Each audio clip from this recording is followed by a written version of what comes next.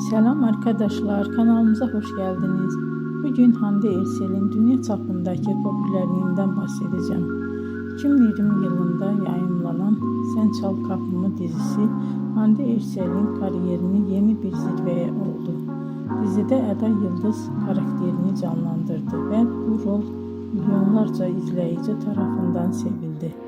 Dizi kısa sürede Türkiye'nin dışına yayıldı ve birçok ülkede yayınlandı. Böylece Hande Erçel uluslararası bir televizyon yıldızına dönüştü. Aynı zamanda sosyal medyada da büyük bir popülerliğe ulaştı.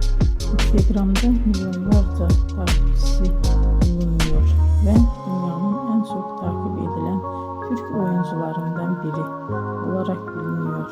Bugün Hande Erçel yalnızca dizilerde değil, moda ve reklam dünyasında da sık sık karşımıza çıkıyor. İzlediğiniz için teşekkür ederim. Bir sonraki videoda görüşmek üzere. Hoşça kalın.